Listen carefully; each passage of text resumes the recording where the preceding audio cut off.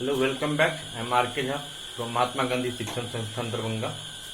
आज हम इस वीडियो में क्लास 10th का फिजिक्स का chapter magnetic effect of electric current, इसका इंटेक्स्ट क्वेश्चंस का ये लास्ट पार्ट है, जिसमें दो पेज नंबर बचे हैं, पेज नंबर 237 और पेज नंबर 238। इसको क्लियर करने के बाद फिर हम अगले वीडियो में फिर एक्सरसाइज में मूव करेंगे। तो चलिए शुरू करते हैं। पेज नंबर 237 में फर्स्ट क्वेश्चन है, state the principle of an electric generator. ये पहला क्वेश्चन है।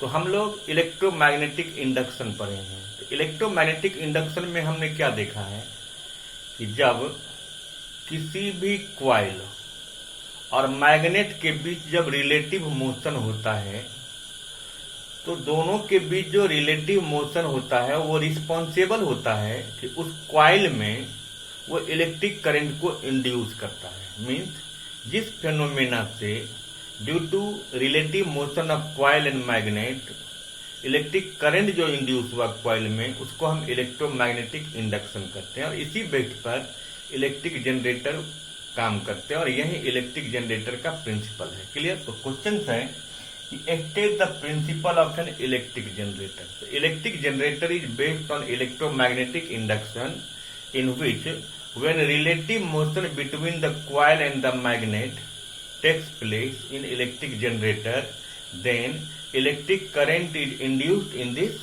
coil and here mechanical energy is converted into electrical energy. Okay? Second question है, name some source of direct current।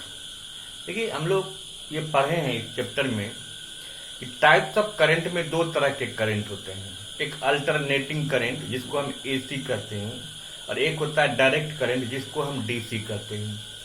तो alternating current का source, इसमें direct current का source है, but मैं वहां एसी का भी मैं क्लियर कर रहा हूं कि एसी करंट का सोर्स एसी जनरेटर होता है और डीसी करंट का सोर्स डीसी जनरेटर होता है। ठीक है? साथ साथ आप सेल भी बता सकते हो या बैटरी भी बता सकते हो कि name some sources of direct current. Sources of direct current are DC generator and cell और या बैटरी। ओके? थर्ड क्वेश्चन है, which sources produce alternating current. देखिए अल्टरनेटिंग करंट का सोर्स क्या होगा, तो एसी जनरेटर। क्लियर? फिर फोर्थ में दिया कि choose the correct option. A rectangular coil of copper wire is rotated in a magnetic field. The direction of the induced current changes once in each. कि जब किसी भी मैग्नेटिक फील्ड में copper wire को जब हम रोटेट करेंगे तो direction of the induce current जो होगा वो हाफ रिवॉल्यूशन में जाता है, क्योंकि उसके कॉइल जो होते हैं, हमने एसी जनरेटर में देखा है, उसके कॉइल का जो है ना हाफ रोटेशन होता है। इसीलिए डायरेक्ट करंट का जो डायरेक्शन होता है वो अल्टरनेट होता है, इसीलिए उसमें जो करंट इंड्यूस होता है उसको हम एसी कहते हैं। यहाँ पर कॉइल का जो मूवमेंट होता है वो हाफ रिवॉल्यूशन में होता है, आधे आधे घूमते हैं। इसलिए इसके चार ऑप्शन हैं, 2 revolution, 1 revolution, half revolution and 1/4 revolution. तो यहाँ क्या देंगे हम, हाफ रिवॉल्यूशन। ओके? तो इस तरह से हम पेज नंबर 237 समझे। चलिए अब मूव करते हैं हम पेज नंबर 238 में, जिसका फर्स्ट क्वेश्चन है कि name 2 safety measures commonly used in electric circuits and appliances. कि हम इलेक्ट्रिक सर्किट में या एप्लायंसेस में कौन 2 सेफ्टी डिवाइस यूज करते हैं। आप जानते होंगे कि आपके घर में मिक्सचर है, ग्राइंडर है, इवन कोई हेवी इलेक्ट्रिक करंट को ड्राव करने वाले डिवाइस है, जैसे वॉशिंग मशीन है, फ्रिज है, स्टेबलाइजर होता है, सब में फ्यूज होता है लगा हुआ। जबकि हम लोग अपने घर के मेन मीटर के पास जहां पर मेन बोर्ड है वहां भी एक 15 एम्पियर का फ्यूज होता है। फिर घर में हम जितने बोर्ड लगाते हैं सारे बोर्ड में 5 एम्पियर का एक छोटा छोटा हम फ्यूज देते हैं। जो हेवी डिवाइस है, मतलब जो हेवी लार्ज अमाउंट में इलेक्ट्रिक करंट को ड्रॉ करते हैं, पर्टिकुलर उस डिवाइस में फ्यूज अटैच होता है। और आप रोल ऑफ फ्यूज समझ चुके हो कि फ्यूज एक सेफ्टी डिवाइस होता है जो हमको ओवरलोडिंग और शॉर्ट सर्किटिंग से बचाता है। तो सबसे पहला जो हम इलेक्ट्रिक सर्किट में सेफ्टी डिवाइस में क्या यूज करेंगे, फ्यूज। लेकिन ध्यान देना चाहिए कि फ्यूज जो हम वायर यूज करेंगे वो प्रॉपर वायर का बना हो। ऐसा नहीं कि हम कोई भी मेटल, प्योर मेटल का वायर लेके मोटा का करके जो मोटा बना के जोड़ के दे दिए, आप कहोगे अब सेफ्टी डिवाइस हम लगा दिए, वो नहीं, वो आपको सेफ नहीं रखेगा। उसका जो मैं आपको बताया था फ्यूज में कि प्रॉपर उसका वायर आता है। प्रॉपर वायर जो बनता है फ्यूज का वो एलवाई से बनता है, जहां पर हम एक टीन लेते हैं और बाकी तो टीन में 62% टीन रखते हैं, बाकी जो 38% है आप उसमें कॉपर रख दीजिए, जिंक रख दीजिए, एंटीनोमी रख दीजिए, एल्युमिनियम रख दीजिए, सिल्वर रख दीजिए, किसी का होमोजीनियस मिक्सचर मिला के हम उसके वायर को तैयार करते हैं जिसका मेल्टिंग पॉइंट लो हो जाता है। अगर इनकेस शॉर्ट सर्किट होता है या ओवरलोडिंग होता है तो वो ज्यादा करंट होने के चलते वो फ्यूज वायर मेल्ट कर जाता है, वो हमको प्रोटेक्ट करता है। ठीक है, आज के डेट में हम लोग घर में एमसीबी जिसको बोलते हैं, मेन सर्किट ब्रेकर का भी यूज करते हैं, वो भी एक सेफ्टी डिवाइस है। दूसरा है कि आप जो है ना घर में हम अर्थ वायर का भी कनेक्ट करते हैं। तो अर्थ वायर में क्या होता है कि इनकेस कभी कभी ऐसा सिचुएशंस बनता है कि लार्ज अमाउंट में करंट आता है, तो उस सिचुएशन में अर्थ वायर उसको कंट्रोल करता है। जब मिनिमम वोल्टेज होता है, कम करंट होता है, तो एडिशनल आपको कुछ प्रोवाइड करता है।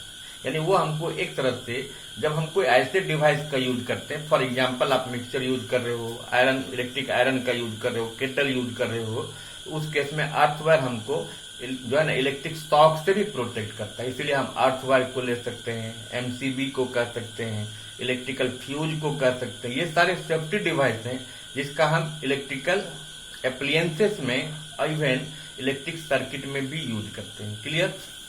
उसके बाद सेकंड क्वेश्चन है कि एक इलेक्ट्रिक ओवन है up to kilowatt power rating is operated in a domestic electric circuit. मतलब कोई आदमी एक ओवन यूज करता है घर में डोमेस्टिक सर्किट में। देखिए क्वेश्चन नंबर, पेज नंबर 238 का क्वेश्चन नंबर 2 है, और वो जो इलेक्ट्रिक ओवन है उसका पावर दिया है 2 किलोवाट। हालांकि इस क्वेश्चन में ब्रैकेट में 220 वोल्ट दे दिया है। किसी क्वेश्चन में नहीं भी दी हो तो अगर नहीं दिए हैं तो आप डोमेस्टिक सर्किट में 220 वोल्ट का यूज कर सकते हो। तो भी कितने हैं, 220 वोल्ट। ठीक है, और उसमें जो फ्यूज लगा है वो 5 एम्पियर का है। इसका क्या मतलब हुआ, इसका मतलब ये हुआ कि अगर ये electric oven up to 5 ampere तक का इलेक्ट्रिक करंट अगर ड्रॉ करेगा तो फ्यूज आपको प्रोटेक्ट करेगा उस डिवाइस को। इन केस अगर 5 एम्पियर से ज्यादा करंट अगर उसमें आ गया तो वो फ्यूज मेल्ट कर जाएगा और वो एप्लियंसेस काम करना बंद कर देगा। तो इसका मतलब ये हुआ कि उसके लोड को कम करना, मतलब वो ओवरलोड में चला गया होगा जिसके चलते ऐसा हुआ। तो देखिए इसके पावर है 2 किलोवाट और वोल्ट 220 वोल्ट है। तो हम पहले आई निकालेंगे कि इस सिचुएशन में जब पावर 2 किलोवाट है और वोल्ट 220 वोल्ट है, तो इस सिचुएशन में ये इलेक्ट्रिक ओवन कितना इलेक्ट्रिक करंट ड्रॉ करेगा। तो 2 किलोवाट को आप वाट में चेंज कर दो, 2000 वाट हो गया, और वोल्ट 220 वोल्ट है। तो सिंस हमें पता है कि power is equal to V into I होता है। अगर power is equal to V into I तो आई हो जाएगा पावर बाय वोल्ट, और ये पावर 2000 वाट है और वोल्ट 220 वोल्ट है। तो ये वाट वोल्ट, ये जीरो को आप पहले कैंसिल कर दो, ये 11, ये 100 हो गया। तो 100/11 वाट पर वोल्ट, मतलब ये एम्पियर बन गया। 11 9 जा 99.09, इतना 9.09 एम्पियर। इस सिचुएशन में वो इलेक्ट्रिक ओवन 9 एम्पियर से भी ज्यादा करंट को ड्रॉ करता है, लेकिन उसमें जो फ्यूज लगा है वो 5 एम्पियर का है। अब आप बताइए, जब 5 एम्पियर उसका मैक्सिमम कैपेसिटी है, लोड है उस पर एडजस्ट किया हुआ, और उस केस में अगर वो 9 एम्पियर का या 9 से ज्यादा एम्पियर का अगर इलेक्ट्रिक करंट में ड्रॉ करेगा तो उस केस में वो फ्यूज वायर क्या मेल्ट कर जाएगा। क्लियर। और वो काम नहीं करेगा। तो यही रिजल्ट हम उसमें एक्सपेक्ट करते हैं। और कारण क्या है ये समझ में आ गया। अब है क्वेश्चन नंबर 3 कि what precaution should be taken to avoid the overloading of domestic electric circuit. अभी जैसे इस क्वेश्चन में भी हमने आपको रीजन एक्सप्लेन किया कि डोमेस्टिक इलेक्ट्रिक सर्किट में जब ओवरलोडिंग होता है या शॉर्ट सर्किटिंग होता है तो उस सिचुएशन में फ्यूज क्या उस दोनों क्रिटिकल सिचुएशन से, डेंजरस सिचुएशन से हमको प्रोटेक्ट करता है। तो हम उसमें प्रिकॉशन लेंगे कि प्रॉपर जो है ना फ्यूज वायर हम लगाएंगे सर्किट में, एप्लियंसेस में चेक करेंगे, इवन हम प्रॉपर जो है अर्थ वायर देंगे, लोड को हम रेगुलेट करेंगे। अगर ये सब हम प्रिकॉशन करेंगे तो शायद कभी शॉर्ट सर्किटिंग या ओवरलोडिंग का चांस नहीं बनेगा। ठीक है, तो आप इसको देखेंगे, फिर हम नेक्स्ट वीडियो में एक्सरसाइज के क्वेश्चंस को डिस्कस करेंगे। Okay, thank you.